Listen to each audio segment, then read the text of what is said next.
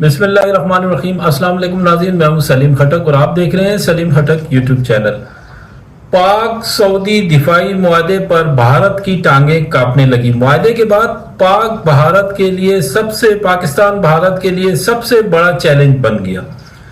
Indian media की नाज़रीन चीखें सुने, उसके बाद वीडियो आगे लेके चलते हैं। मिडिल ईस्ट, एशिया और यूरोप के लिए भी एक बड़ी घटना माना जाएगा और उसे आप इस लिस्ट से समझ सकते हैं। देखिए, पाकिस्तान और इधर सऊदी अरब। अगर सेना की रैंकिंग आप देखें तो पाकिस्तान 12वीं नंबर पर है और सऊदी अरब 24वीं नंबर में लास्ट में लगा दूंगा। और दूसरी खबर, पाकिस्तान सऊदी दिफाई मुआहदे से भारत परेशान, रद्द अमल आ गया। पाकिस्तान और सऊदी अरब के दरमियान होने वाले स्ट्रेटेजिक बामी दिफाई मुआहदे पर भारत में तशवीश का शिकार, रद्द अमल भी आ गया। भारतीय वजीर खारजा के तर्जुमान रणधीर जायसवाल ने कहा है कि हमें पाकिस्तान और सऊदी अरब के दरमियान स्ट्रेटेजिक बामी दिफाई मुआहदे पर दस्तखत से मुतल्लिक इत्तलात मिली हैं। इससे हमारी कौमी सलामती, खित्ते और आलमी इस्तेहकाम पर किस तरह असरअंदाज होगा, ये आने वाला वक्त बताएगा। अमेरिका का भारत को एक और झटका, चाबहार बंदरगाह पर पाबंदियों से इस्तिस्ना खत्म कर दिया। भारतीय मीडिया के मुताबिक अमेरिका ने दीगर ममालिक के लिए भी चाबहार बंदरगाह पर पाबंदी से इस्तिस्ना खत्म किया है। भारतीय मीडिया के मुताबिक अमेरिका का पाबंदियों से इस्तिस्ना वापस लेने का फैसला 29 सितंबर से नाफिजुल अमल होगा। गजा सड़क किनारे नफ्स बम धमाके में 4 इसराइली फौजी हलाक, उनकी तस्वीर शाया हुई है। इसका स्क्रीनशॉट आप देखें। कतर का इसराइल के खिलाफ आलमी अदालत से रुजू करने का ऐलान। पाक सऊदी अरब दो तरफा दिफाई मुआहदे पर माहिरीन क्या कहते हैं, नाज़रीन इसकी डिटेल में जाते हैं। पंजाब बामुकाबला बिहार तनाज़ा, मोदी की नाकाम पॉलिसियों के बाद भारत में नई दरार, सूबाई तजादात नई सूरत में उभरने लगे। पंजाब और बिहार के दरमियान बढ़ते तनाज़े ने भारतीय मुआशरती तकसीम को मजीद अयां कर दिया। पंजाब के मुख्तलिफ इलाकों में बिहारी अवाम को ज़बरदस्ती बेदखल करने का सिलसिला शुरू हो गया है, जिसके नतीजे में लुधियाना रेलवे स्टेशन हुजूम का मंजर पेश करने लगा। दूसरी जानिब सिख बरादरी ने पंजाब में बिहारियों की बढ़ती हुई आबादी के खिलाफ चंडीगढ़ में शदीद एहतजाज किया।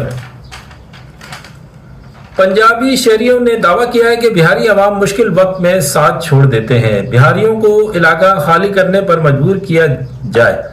आरएसएस अब पंजाबी बिहार तसादुम की तरफ भारत को धकेल रहा है।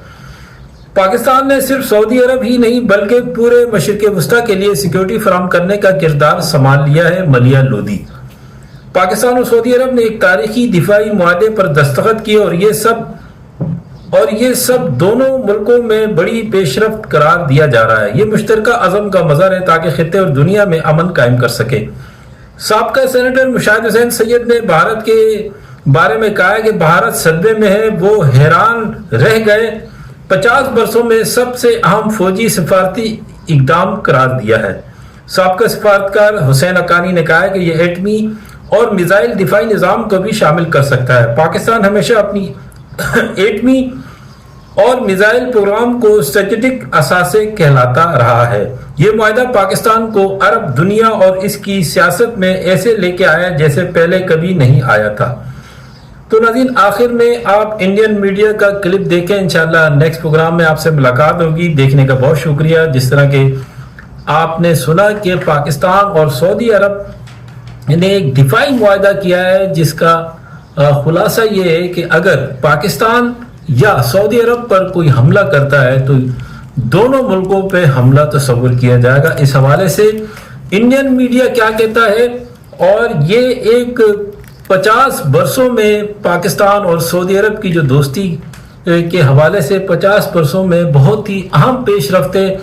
और मुबारकबाद पाकिस्तानी हुकूमत को, अवाम को मुबारकबाद, सऊदी गवर्नमेंट को मुबारकबाद कि ये मुआहदा हुआ है। और इंशाल्लाह जो कतर के हवाले से मामला चल रहे हैं, जैसा कि इसराइल ने कतर पर हमला किया, उस हवाले से भी इंशाल्लाह जल्द खुशखबरियां सामने आएंगी। इसराइल को भरपूर जवाब दिया जाएगा। सऊदी अरब ने भी इस हवाले से जो है बयान दे दिया है। सऊदी शहजादा जो है उन्होंने एक बयान दिया है, उसका भी क्लिप आप आखिर में मैं लगा दूंगा, आप देखें। इंशाल्लाह इसराइल की टांगे कांपने लगी हैं। इसराइल की टांगे कांपने लगी है। नेतन्याहू छुपने की जगह ढूंढ रहा है और ट्रम्प जो है उसे छुपने नहीं देगा अपने पीछे। इंशाल्लाह ट्रम्प भी साइड पे हो गया है।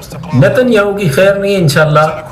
इसका भरपूर जवाब जो है कतर जो है उसको तमाम 52 ममालिक जो है वो सपोर्ट करेंगे और इंशाल्लाह पाकिस्तान की मदद से कतर जो है इंशाल्लाह जल्दी जवाब देगा, ताकि वो कभी भी ये कोशिश ना करे कि मुस्लिम कंट्री पे जो बदमाशी इसने मचाई हुई है, खासकर गजा, फलस्तीन, यमन, ईरान पे भी उन्होंने जो है बदमाशी मचाई थी, इस बदमाशी का भरपूर जवाब दिया जाएगा।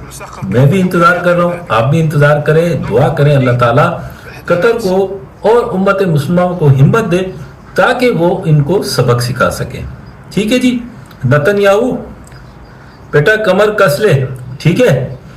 जितने भी तुम्हारे आयरन ड्रोम और सिस्टम है ना, दिफाई निज़ाम, उसको एक्टिव रखना। कभी भी हमला हो सकता है तू जहाँ रह रहा है ना उसी को टारगेट किया जाए, और जो तुम्हारा फौजी अड्डा है ना जहाँ से तुम हमले करते हो, गजा और फलस्तीन में या कतर में हमला किया था, उसको तबाह करेंगे इंशाल्लाह।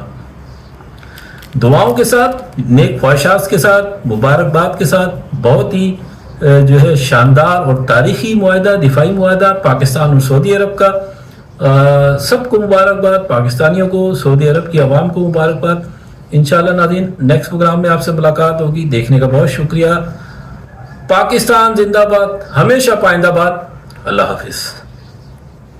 अवस्थी साथियों, फिलहाल भारत के लिए एक स्ट्रेटेजिकली कहिए या फिर ये कहिए कि भारत ने विश्व में अपनी व्यवस्था में कुछ तो इस बार गड़बड़ कर ली है। गड़बड़ इस तरह से कि भारत का पड़ोसी मुल्क पाकिस्तान सऊदी अरब का साथ पाने में कामयाब हो गया है। किस तरह से हो गया है कि अगर सऊदी पर कोई हमला होगा तो पाकिस्तान साथ खड़ा होगा, और अगर पाकिस्तान पर कोई हमला होगा तो सऊदी साथ खड़ा होगा। इस बात को समझने के लिए मैं आपको थोड़ा नाटो की व्यवस्था याद दिला देता हूं। नॉर्थ अटलांटिक ट्रीटी ऑर्गेनाइजेशन, जिसमें अमेरिका के साथ 32 देश, कुल मिलाकर अमेरिका समेत 32 देश इस कसम को अपने आर्टिकल 5 के तहत, नाटो के आर्टिकल 5 के तहत कहकर बैठे थे कि अगर हम में से किसी के ऊपर भी हमला होगा तो 32 के 32 देश जाकर उससे झगड़ेंगे। ऐसा ही एक डिफेंस पैक्ट करने में कामयाब हो गए हैं पाकिस्तान और सऊदी अरब। भारत के लिए किस तरह की चिंता है, तो आप ऐसे समझिए कि भारत ने जैसे ऑपरेशन सिंदूर किया या फिर कोई भविष्य के लिए भी ऑपरेशन अगर प्लान करता है तो सऊदी उसे अपने ऊपर मानेगा, और सऊदी का अपने ऊपर मानने का मतलब है भारत के सऊदी के साथ संबंध खराब होना। इस बात की गंभीरता को आप और डिटेल में आज चर्चा में लेंगे कि कैसे ये स्थिति बनकर आई, क्यों सऊदी ने पाकिस्तान का साथ दिया, क्योंकि ये खबर अपने आप में any aggression against either country, किसी भी देश पर हुआ हमला दोनों देशों पर माना हमला जाएगा, ये अपने आप में एक बहुत ही बड़ा जियोपॉलिटिकल सेटबैक साबित हो सकता है भारत के लिए, ऐसे समय पर जब भारत एक और पाकिस्तान के साथ में चीन की नजदीकी देख रहा हो, और वहीं दूसरी तरफ मिडिल ईस्ट में जहां भारत मजबूत था वहां सऊदी अरब का पाकिस्तान के साथ आ जाना हो। ये निश्चित ही भारत के लिए एक सोचने का विषय होगा।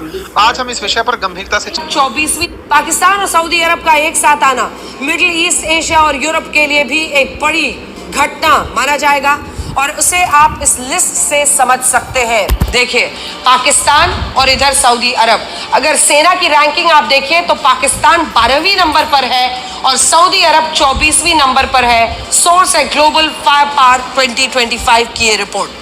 पाकिस्तान ये समझता है कि वो इस दोस्ती से कैसे फायदा उठा सकता है। पाकिस्तान ये समझौता करके इसलिए खुश हो रहा है क्योंकि सऊदी अरब के पास एक से एक बेहतरीन हथियार है।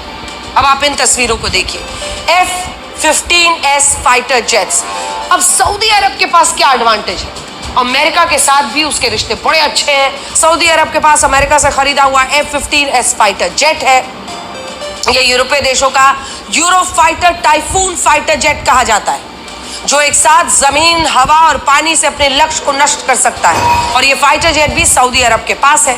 सऊदी अरब के पास पेट्रियट जो विमान है वो भी है। लेकिन एक बार फिर से आपको थोड़ा सा कंपैरिजन हम दोनों की आर्मी का दिखाना चाहते हैं, क्योंकि अगर सैनिकों के मद्देनजर आप देखिए तो पाकिस्तान 17 लाख सैनिक है पाकिस्तान के पास, वहीं सऊदी अरब के पास लगभग 4.25 लाख। पाकिस्तान परमाणु हथियार 170 रखता है, सऊदी अरब के पास नहीं, किसी मुस्लिम देश के पास नहीं है। पाकिस्तान एकमात्र मुस्लिम देश है जिसके पास परमाणु हथियार है। अब एयरक्राफ्ट देखिए 1399, जो कि सऊदी अरब जैसे अमीर देश के पास भी सिर्फ 917 है, इतना वो खर्च करता है। पाकिस्तान 328 उनके पास फाइटर एयरक्राफ्ट है और सऊदी अरब के पास 283 है। पाकिस्तान के पास टैंक के तोपे 2627 है, वहीं सऊदी अरब के पास 840, मतलब आप सोचिए 3 गुना 4 गुना हर चीज है। सऊदी अरब के पास युद्धपोत सबमरीन 32 है तो पाकिस्तान के पास 121 है। वहीं मिसाइल रेंज देखिए तो पाकिस्तान का 2750 है किलोमीटर, तो सऊदी अरब का 4000 किलोमीटर है यहाँ पर मिसाइल रेंज में, क्योंकि उसने बहुत जो भी खरीदा है उसने बहुत एडवांस सिस्टम खरीदा है। सऊदी अरब के पास पेट्रियट PAC-3 नाम का मिसाइल डिफेंस सिस्टम भी है, जिसे अमेरिका ने बहुत कम देशों को बेचा है, बहुत कम देशों को दिया है, जिसको आपने देखा यही वो डिफेंस सिस्टम है जो मक्का के बाहर भी तैनात किया गया था। अमेरिका के अलावा सऊदी अरब के पास चाइना की डोंगफेंग 21 बैलिस्टिक मिसाइल भी है, जिसे हाल ही में चाइना ने अपनी परेड में दिखाया था। अगर आपको याद हो, जो चाइना की परेड हुई थी उसमें जिस डोंगफेंग 21 बैलिस्टिक मिसाइल को दिखाया गया था, ये उसी की तस्वीर आप इस वक्त टेलीविजन स्क्रीन पर देख रहे हैं। टॉप एंड जो बेस्ट हथियार, जो बेस्ट विमान है, जो बेस्ट एयरक्राफ्ट हैं, जो बेस्ट डिफेंस सिस्टम्स है, वो सब सऊदी अरब ने खरीदे हुए हैं। ऐसे में विन विन सिचुएशन है। पाकिस्तान का पूरा न्यूक्लियर मिसाइल और उसके जो अन्य सबमरीन्स आप देख रहे थे कितने उसके पास है, और यहाँ पर टॉप एंड जो मिसाइल्स है, और ऐसे में दोनों की ये कोशिश है कि इस रिश्ते से इनको मजबूती मिलेगी डिफेंस के क्षेत्र में। इसी साल मई 2025 में अमेरिका और सऊदी अरब के बीच 12,52,000 करोड़ रुपए की एक हथियार डील हुई, जिसके तहत सऊदी अरब को रॉकेट्स, मिसाइल, बख्तरबंद गाड़ियां, MQ-9B सी गार्डियन ड्रोन मिलने वाला है। और ये सारे हथियार अब पाकिस्तान के लिए भी सुरक्षा की गारंटी बनेंगे। अब आप समझ रहे हैं कि ये खबर इतनी बड़ी क्यों है हमारी नजर में। ये खबर इसलिए इतनी बड़ी है क्योंकि अगर ये सुरक्षा की गारंटी दोनों एक दूसरे को दे रहे हैं तो ये इनके इतने हथियार नहीं होगा, इन दोनों के इतने हथियार हो जाएंगे। और सिप्री के मुताबिक दुनिया में सबसे ज्यादा हथियार खरीदने वाले शीर्ष 5 देशों में पाकिस्तान और सऊदी अरब दोनों देश शामिल हैं।